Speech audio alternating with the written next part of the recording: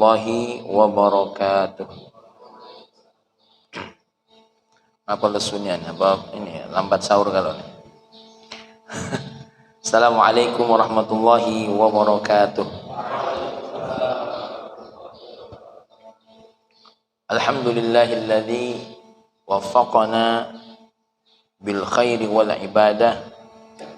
Wassalatu wassalamu ala nabiyyinal hadi ila khairil hidayah wa ala alihi wassahabah, amma ba'du.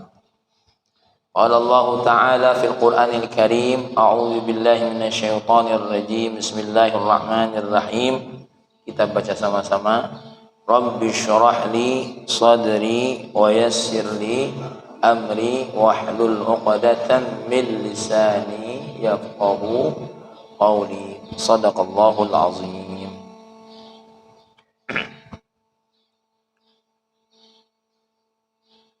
Hari ini kita akan masuk kepada hikmah yang ketiga dari 264 resep obat jiwa yang ditulis oleh Al-Imam Ibnu Athaillah.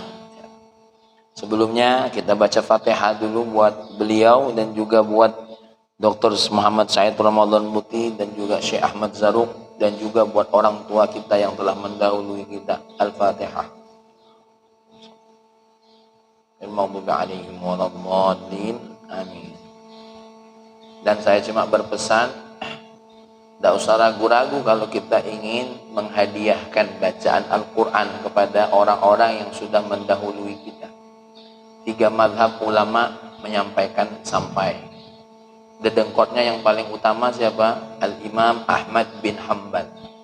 Itu dedengkotnya. Kalau ada orang berkata, kami ini fikihnya seperti Ahmad bin Hanbal, lalu tidak mengikuti apa yang disampaikan oleh beliau, ini agak perlu dipertanyakan. Ya. Kemudian siapa? Malikiyah, mazhabnya Malik. Begitu juga Al-Imam Abu Hanifah dan jumhur ulama yang lain, termasuk siapa? Al-Imam Ibnu Taimiyah dan Al-Imam Ibnu Qayyim menyatakan kalau kita menghadiahkan kepada orang yang sudah meninggal dunia dari bacaan Al-Quran, itu semua sampai buat mereka.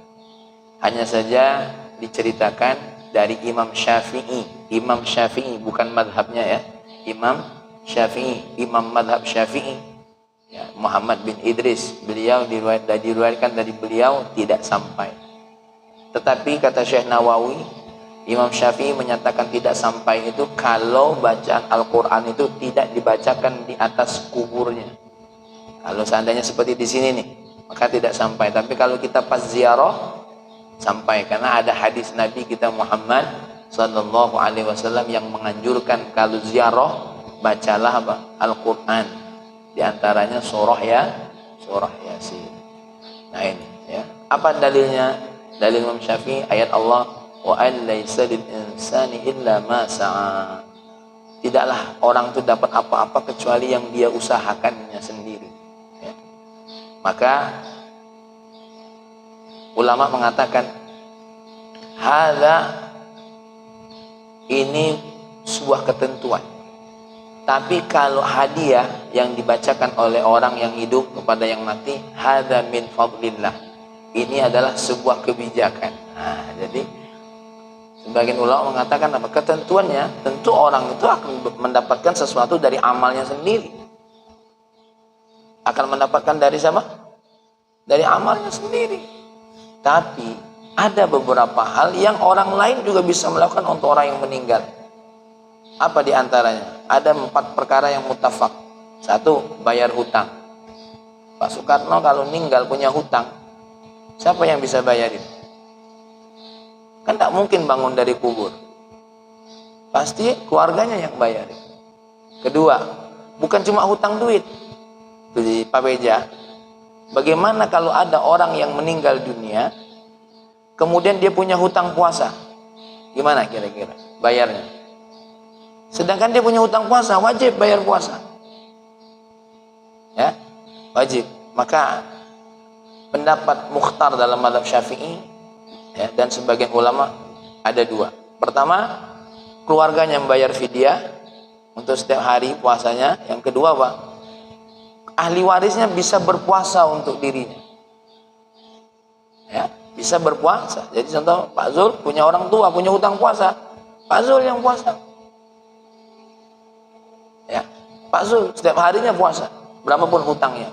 Ada dalilnya Ustaz? Ada. Riwayat Sayyidah Aisyah. Riwayat Sayyidah Aisyah. Ya. Man mata wa alaihi siyam, siapa yang mati dan punya hutang puasa, shoma anhu waliyuhu.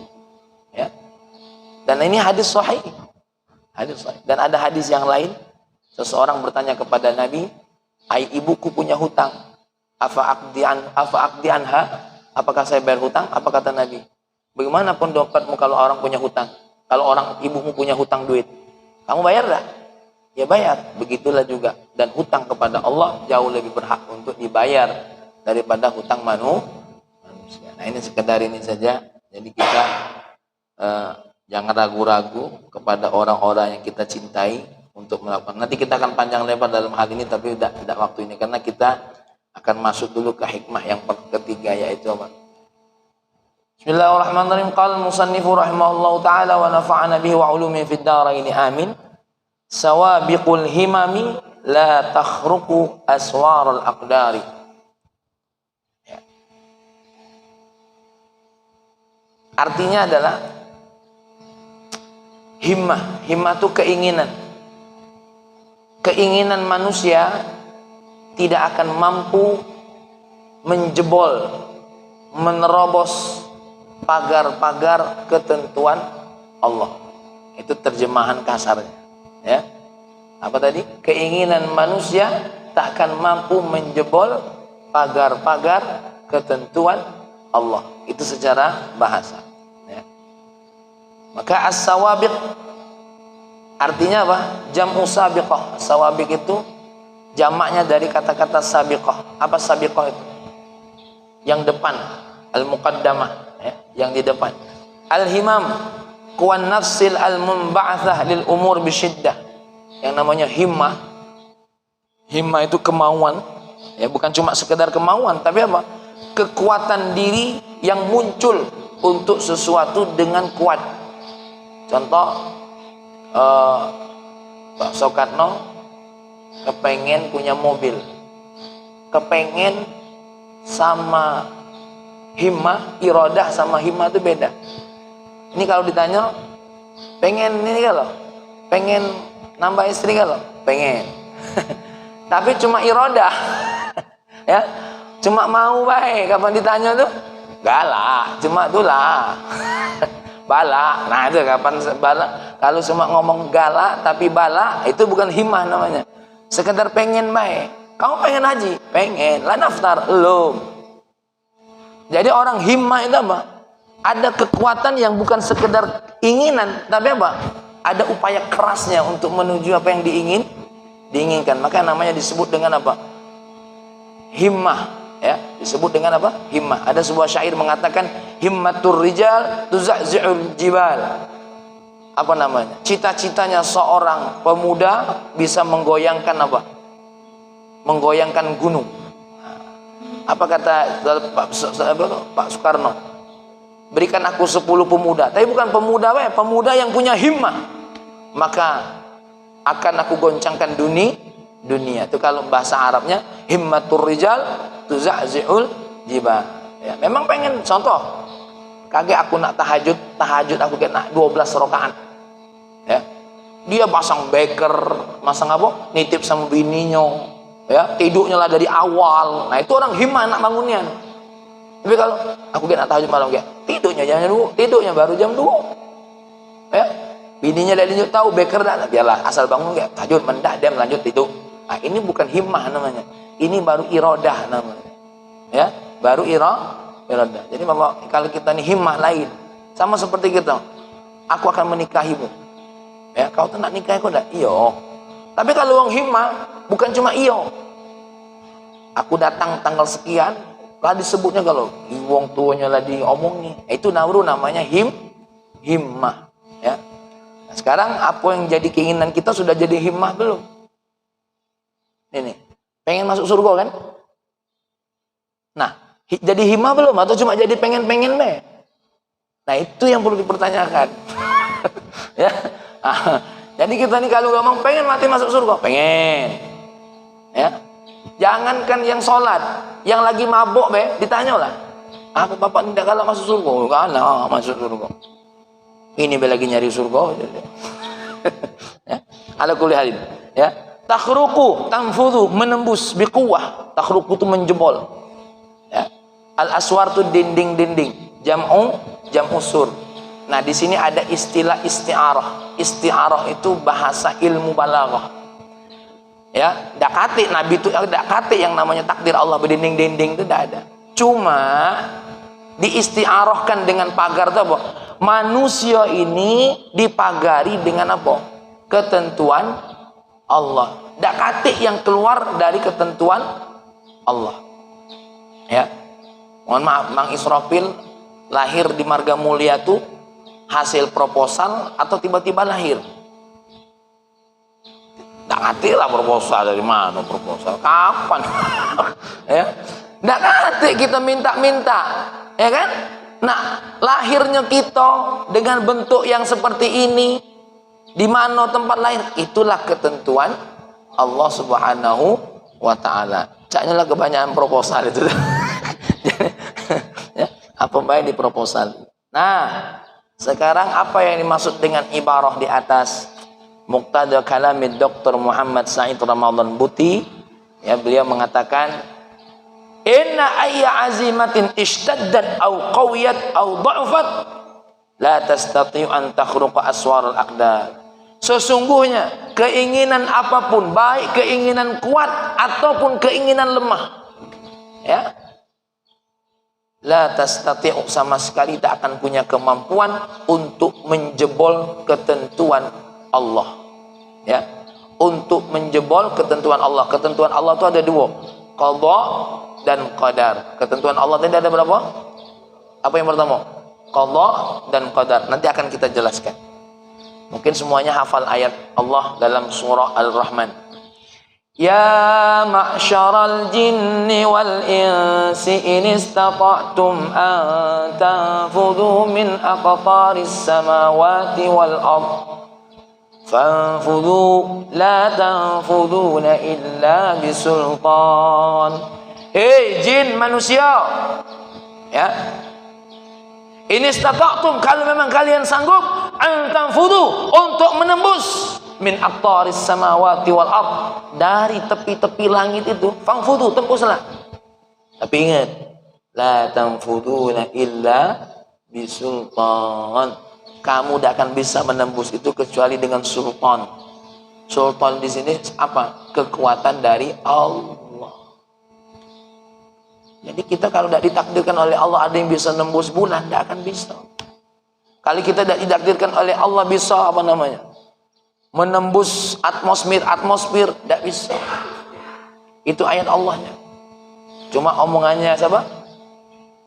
Imam Ibn Athaillah apa? Sawabiqul himami, ya, la takhruqu aswarul aqdar, tidak akan bisa menembus dinding-dinding ketentuan Allah. Anak muda, gagah, cantik, sehat, sudah nikah, belum punya anak, padahal lah macam gaya tuh, ya Mas Erik, ya, lah macam model, lah diatur waktu, pagi laju, siang laju, malam laju, bahkan tidak sempat lagi taraweh. Kata Allah, dak jadi. Oh lah sekian macam model ngaduk, ya. Dak jadi, masya Allah. Tapi Sayyidah Maryam, anna apa? Lam yamsasni bashar. Ya, apa kata Sayyidah Maryam? Bagaimana aku bisa punya anak? Walam yamsasni bashar, sedangkan belum ada laki-laki yang menyentuhku. Kata Allah, jadi. Lebih dahsyat daripada Sayyidah Maryam siapa? Nabi Adam alaihissalam. Maka dalam Al-Quran apa? Inna mathala Isa kamathali Adam. Kamu tuh kalau nengok Nabi Isa jangan kagum sehingga kamu Tuhan-Tuhankan. ada yang lebih keren lagi. Siapa? Nabi Adam alaihi salam. Tanpa ayah, tanpa ibu. Kalau Nabi Isa ada ibunya. Kalau nak keren lagi, nak kamu Tuhan kan jangan Nabi Isa dong. Siapa? Nabi Adam. Ayah dari seluruh manusia. Ya. Maka kita ini, nah, di sini sebuah ketentuan bahwasanya apa? Yang jelas, apapun yang menjadi keinginan kita, nak keinginan lemah, nak keinginan kuat, jadi. Contoh, ada orang yang kerja siang dan malam, rezekinya begitu-begitu baik. Tapi ada orang yang mohon maaf, ya kerja sekedar apa? Kerja, berkebun sekedar berkebun. Tapi hasilnya lebih banyak daripada yang apa? Begawe 24 jam. Bahkan ada yang gaweannya tidur kentut makan, tidur kentut makan. Cemburu juga kadang-kadang gitu. Ya Allah, bapak ini gaweannya mendak makan, tidur kentut. Ya, rezekinya melimpah. Ya. Kira-kira Mang Ali ada enggak kawan yang kayak itu? Nah, gaweannya tenang-tenang baik. Masya Allah. Semua itu tidak ada lain dengan ketentuan Allah. Dan ketentuan Allah itu apa? Ketentuan Allah itu adalah qada dan qadar. Baik. Apa kata Syekh Dr. Muhammad Ramadan Buti? Faka'annahu yaqul, seolah-olah Imam Ibnu Athaillah itu berkata, ya bani Adam ikdah. Hei manusia, ikdah. Apa ikdah itu? Bersusah payahlah kamu. Kama tuhibbu, seperti hal yang kamu inginkan. Wabhath, dan carilah anin nata'ij, dari semua hasil. Kama tasya'u, seperti yang kamu inginkan. Wa marisil asbab, dan carilah sebab-sebab. Carilah jalan-jalan fi alamiha, di dalam alam asbab. Alladzi aqamakallahu fihi, ya, yang Allah tentukan bagimu asbab-asbab itu. Jahdastita'atika, sesuai dengan kemampuanmu. Walakin fal ta'lam, tapi ketahuilah, annal asbab tata'amalu ma'aha mahma kanat dzata mada'in wa fa'iliyatin fima yabdulaka tatawahhalu ila zahiri mayitah in hiya aradat qada Allah wa hukmahu al-mubramaini fi sabiqi ghaibihi. Ketahuilah semua sebab-sebab yang kamu lakukan tadi, ya, singkatnya akan berubah menjadi hal yang zahir. Zahir apa? Zahir mayitah, ya. Inhi, tidak ada lain. Itu semua akan bersentuhan dengan apa? Dengan ketentuan Allah dan hukum-hukum Allah. Jadi upaya kita ini semua tidak lepas daripada ketentuan Allah Subhanahu wa ta'ala. Dan ini harus diimani oleh kita sampai ke dalam. Supaya apa? Supaya otak kita ini bersih dari apa? Dari penyakit. Satu, kalau bukan aku, ya. Maka tidak heran kadang-kadang kita ini keluar dari mulut kita ini kepada istri saja. Untung kau tuh nikah dengan aku. Ya, kadang-kadang tidak keluar itu, ya. Mentang-mentang sekolahnya di Arisalah, kalau tidak sekolah di Arisalah kamu nih, itu harus keluar kalau kamu nih mendak ngaji hikam atau iya, awas itu harus keluar galau, harus keluar galau. Nah, ini pernah cerita tentang apa? Tentang seorang nabi mengangkat sebuah panglima melawan apa? Jalut apa Talut? Tentara Talut, ya. Yang musuhnya apa? Lupa dalam Al-Quran itu. Jalut atau Talut musuhnya? Ya. Ini panglima pilihan Allah. Yang di situ Nabi Daud masih kecil. Ya. Falamma, ya Allah, kok jadi lupa ya? Aku terbalik ini. Antara Jalut sama Talut. Soekarno tuh ingat tapi tidak galak nunjuk tahu gitu. Dalam Al-Quran, ya. Ya Allah, astagfirullahaladzim. Falamma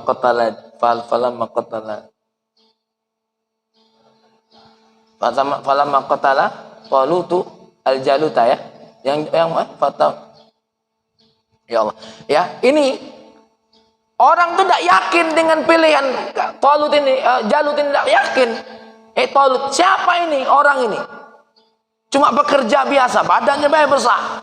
Dia kan bukan dari rombongan kita, bukan dari bangsawan ini nih. Cak mana bisa memimpin orang nanti? Apa kata apa? Kata Allah. Falamma qatala Dawudu Jaluta. Nah, Jalut berarti musuhnya apa? Jalut. Talut yang jadi panglima. Yang jadi panglima apa? Talut melawan kerajaan Jalut.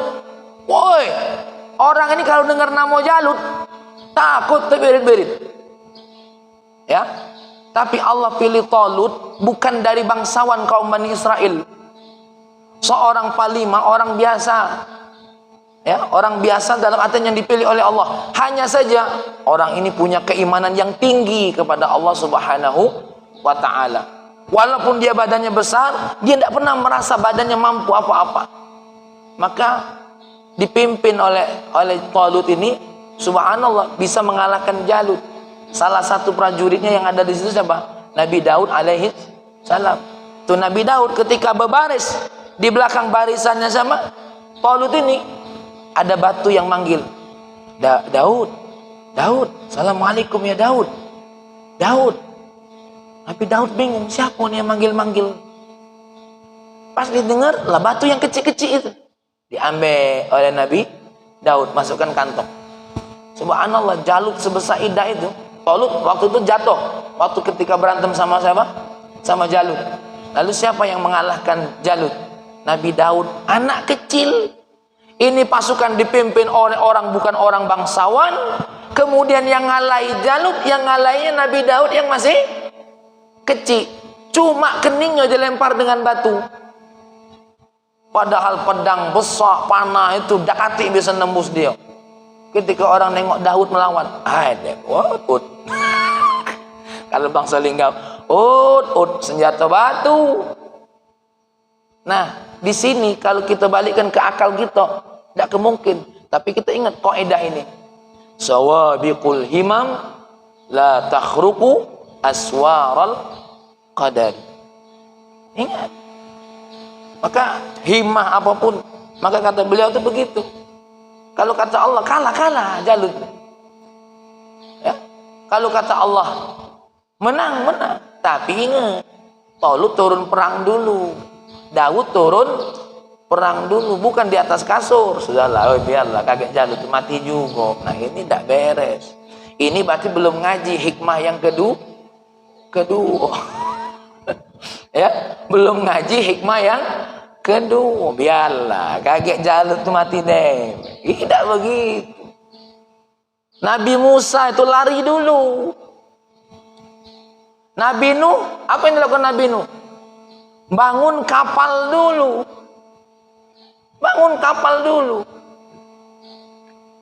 Baru dia akan tahu bagaimana pertolongan Allah Subhanahu wa ta'ala. Nabi Muhammad perang dulu baru tahu akan menang atau tidak. 313 melawan 1000 tentara perang Badar. Menurut Pak Zul, kalau seandainya ada pasukan itu saat ini milu tak kira-kira? Dak loka. Ya, dak loka. Kita ini nyari loka lemak tuh lah Pak Taufik. Pasukan Nabi 313. Pak Zul dijui proposal oleh Bang Israfil. Nah, nak milu dak? Jadi begini. Banyak nih aneh tuh alasannya, nak rapat dulu dengan bini, anak-anak dikumpul dulu. Ya, tapi para sahabat, kata siapa para sahabat tidak neter? Para sahabat manusia juga. Ya, tapi disebut ayat Allah, kam min fi'atin qalilatin ghalabat fi'atan katsiratan biidznillah. Berapa banyak tentara yang sedikit mengalahkan tentara yang banyak. Diterangkan tentang bagaimana Nabi Musa, Nabi Nuh, getar mereka takbirnya itu baru. Dikirim oleh Allah bantuan yang tidak terlihat. Belum nyampe pedang itu di leher, udah putus. Dan itu perangnya di bulan Ramadan. Masya Allah. Tuh perang Badar. Ah, lah dikit perang lagi lapar pula. Ya saman, jadi gawinian. Ya, buko tadi cuma sahur cuma makan telur goreng. Musuhnya Abu Jahal sama Abu Lahab tidak masuk jo.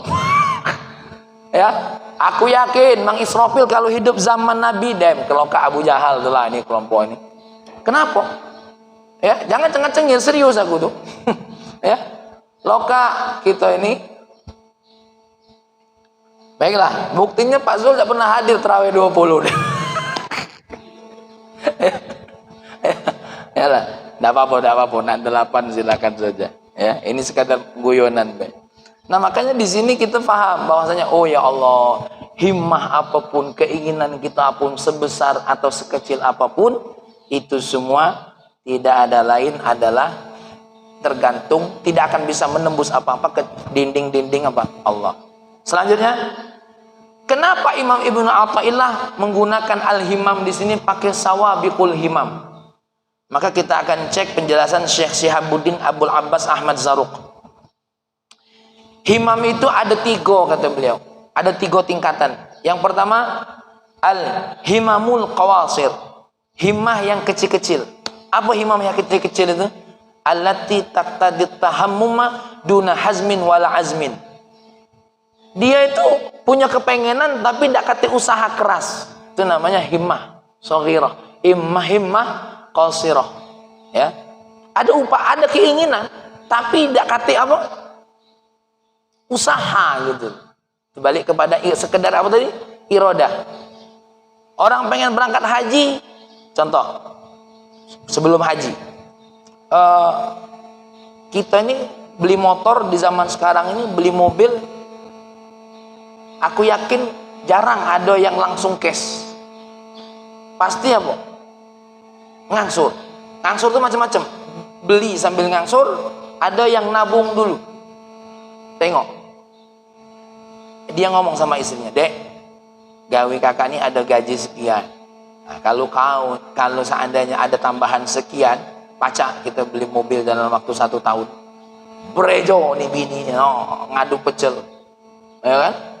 Jualan apa? Tempe bacem. Wah, berejo pokoknya.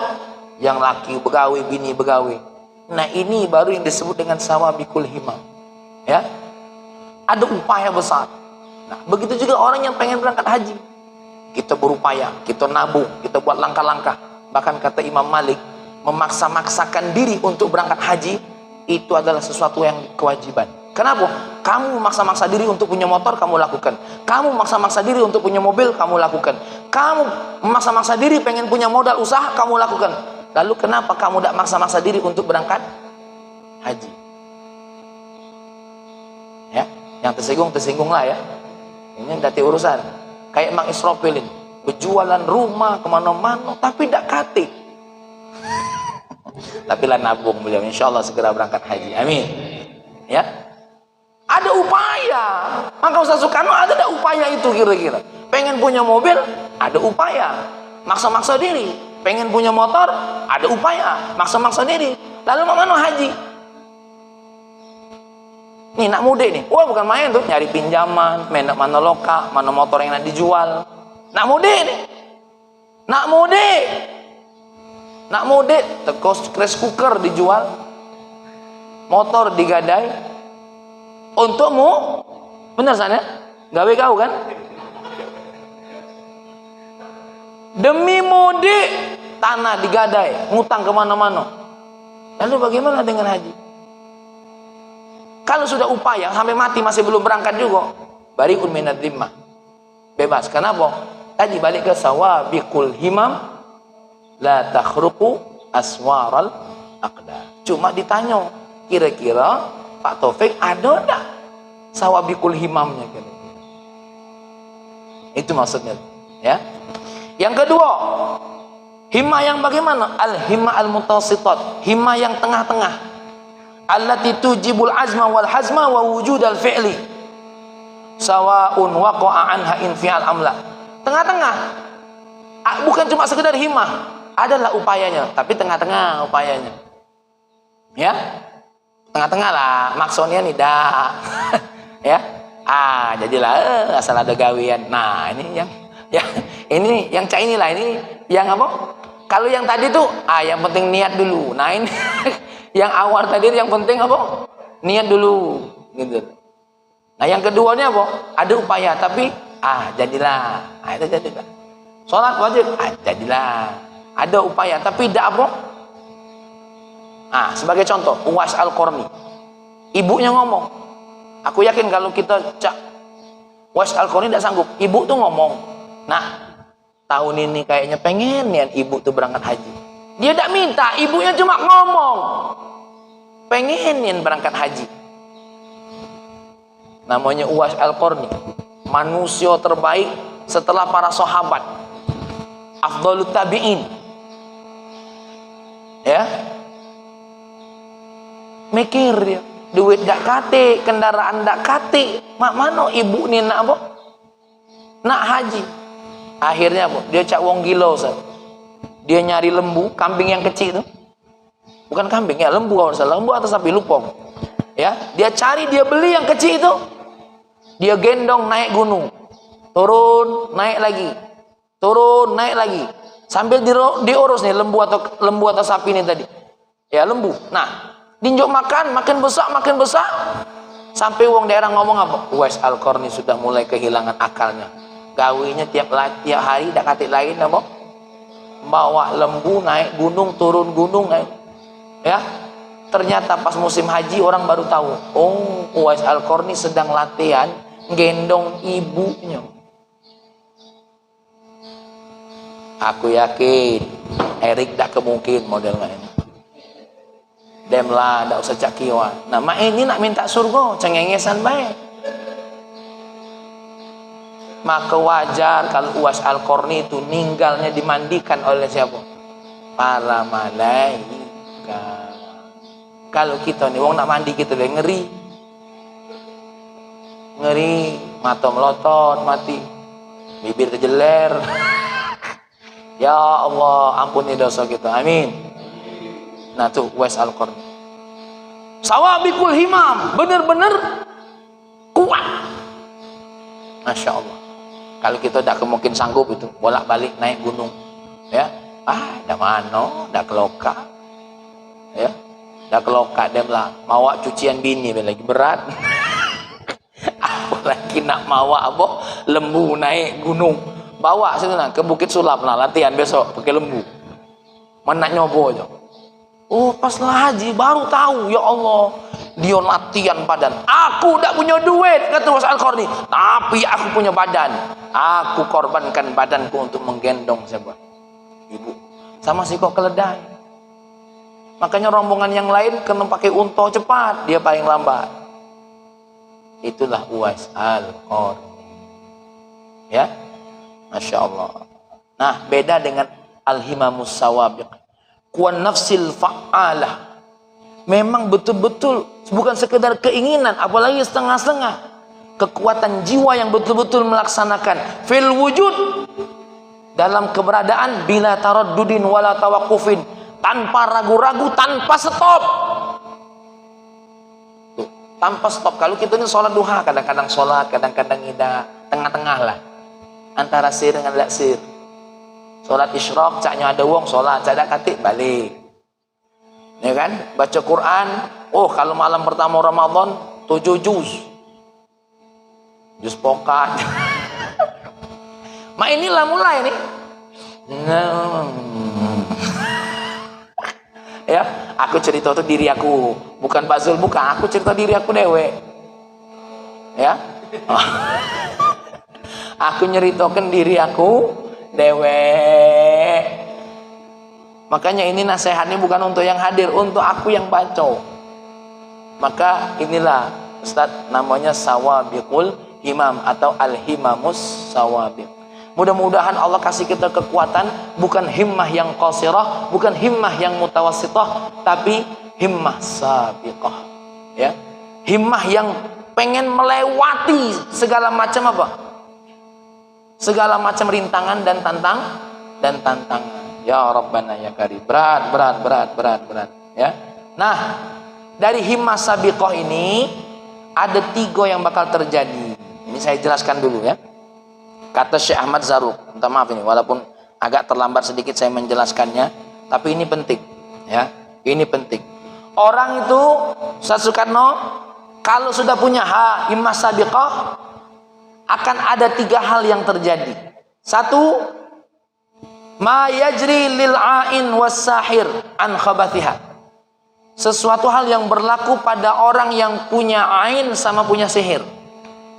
Awas tuh, orang punya sihir tuh himmahnya sabiqah, kuat himmahnya, ya, sampai harus buat ritual.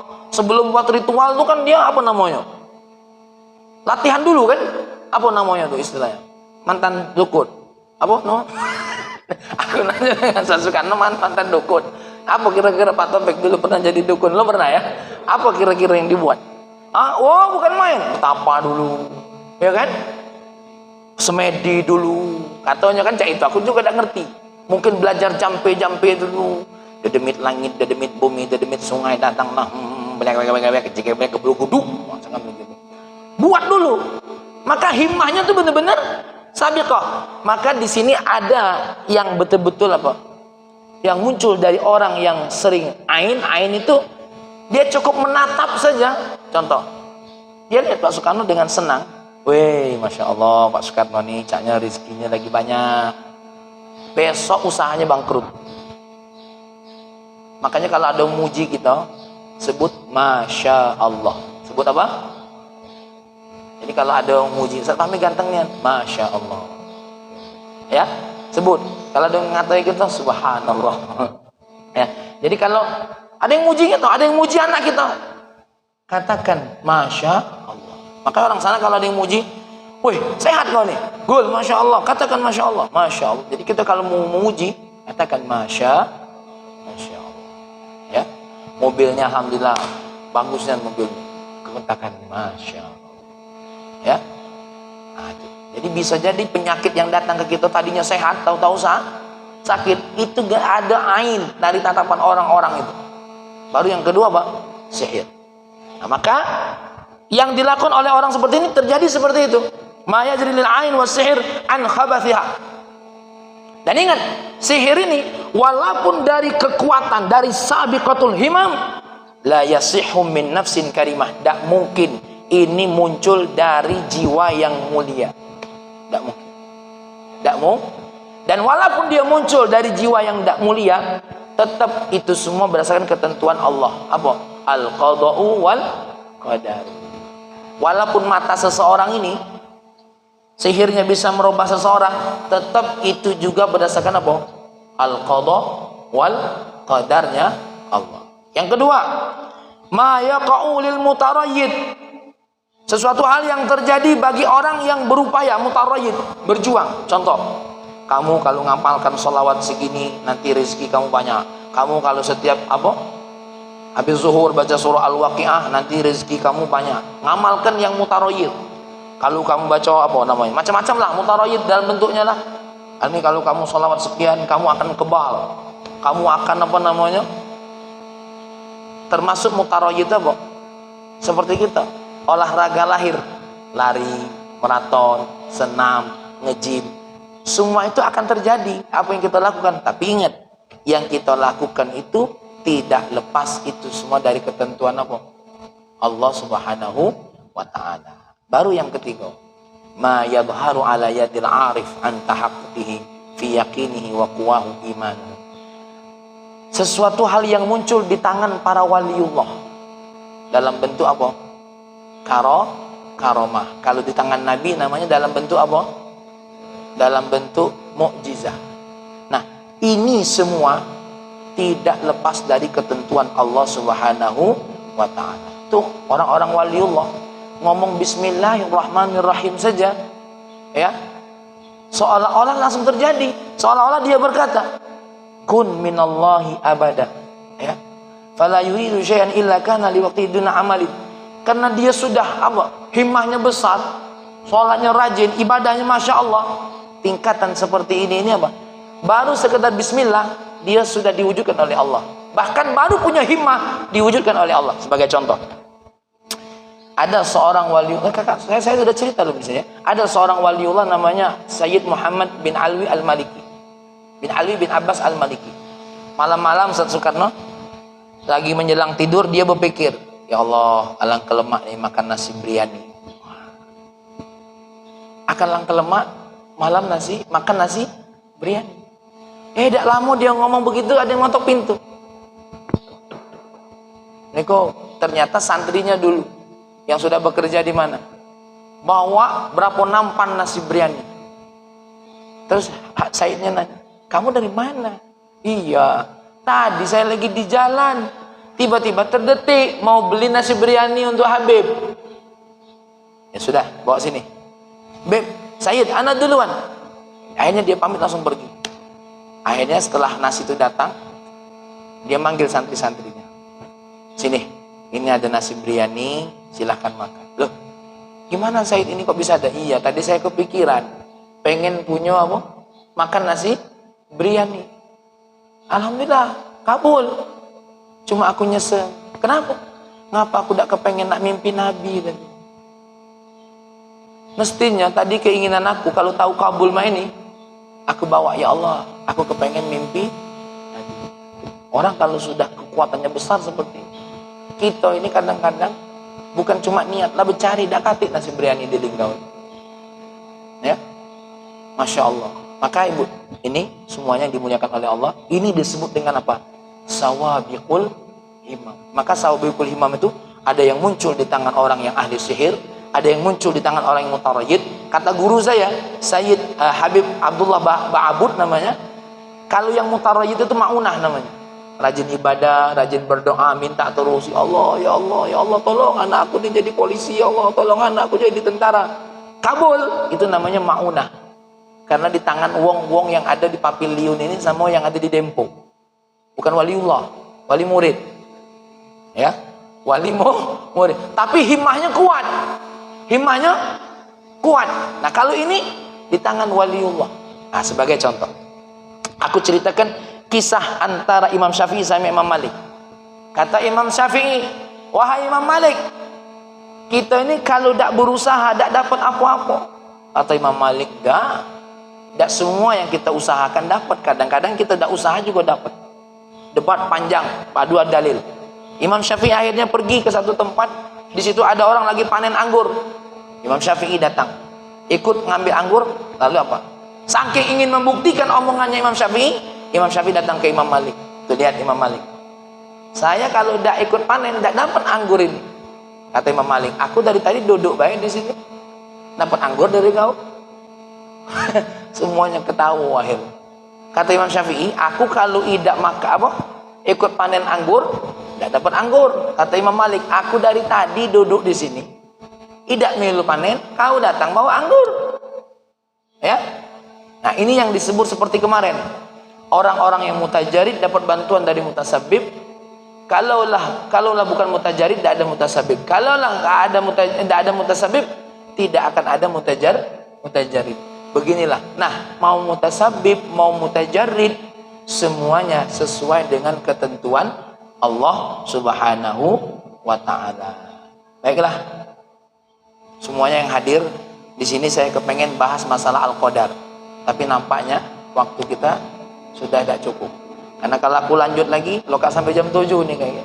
Nah, kita masih ada besok, saya akan memperjelas ma huwal qadaru wa ma huwal qadha. Apa itu qadar, apa itu qadha. Biar kita bisa tahu. Kenapa? Banyak wong ini karena tidak tahu masalah qadha dan qadar, semuanya jadi nyalahkan Allah. Dia melawan, dia itu maksiat karena takdir Allah. Memang Allah nak nakdirkannya maksiat. Ya. Maka dalam hal ini kita akan bahas ma huwal qadaru wa ma huwal qada'u, insyaallah dengan izin Allah, dengan takdir dari Allah, dengan ketentuan dari Allah. Mudah-mudahan besok kita akan lanjutkan. Tapi sebagai rangkuman yang pengen kami sampaikan, satu, mau himmah apapun, qasirah, mutawassithah, qawiyah atau sabiqah, semuanya tidak lepas dari apa? Ketentuan Allah Subhanahu wa Ta'ala. Hal ini apa yang menjadi hasil? Merendahkan diri kita. Oh ya Allah, ya, apapun yang aku buat ini semuanya tergantung dengan ketentuanmu. Maka mulai harap ini dari hikmah yang kedua, kita harus sadar. Jangan lagi kita merasa apa namanya? Kitalah yang menentukan. Usaha kita kanlah yang menjadikan. Tapi itu semua adalah Allah Subhanahu wa taala. Kalaupun berhasil dari usaha kita, kita ucap alhamdulillah. Terima kasih ya Allah, Engkau telah menghendaki apa yang aku hendaki. Ya. Kalau seandainya belum, ya Allah, tetap memuji. Alhamdulillah ala kulli halin. Ya Allah, apa yang aku inginkan, Engkau belum inginkan. Mungkin nanti Engkau akan inginkan. Kalau tidak di tanganku, mungkin di tangan anak-anak. Jadi kita semua di saat dapat tetap bersyukur, di saat tidak, kalau kita tahu ini, kita tidak akan kecewa. Karena apa? Semuanya dalam ketentuan Allah. Saya yakin semuanya nanti akan ada yang bertanya, tapi ala kulli halin karena waktu kita sudah jam 6 lewat, pertanyaannya ditunda besok. Mudah-mudahan Allah Subhanahu wa taala melindungi kita galau-galau, karena saya ada yang sudah mau bekerja dan punya aktivitas yang lain. Allahumma inna nas'aluka fahman nabiyyin wa hifdzal mursalin wa ilhamal malaikatil muqarrabin ya fattah ya alim iftah qulubana futuhal arifin. Rabbana ya Allah, waffiqna bis salah, waffiqna bit taqwa, waffiqna bil ibadah, waffiqna bil khairat. Wa sallallahu ala sayyidina Muhammad walhamdulillahi rabbil alamin. Assalamualaikum warahmatullahi wabarakatuh. Ya Allah.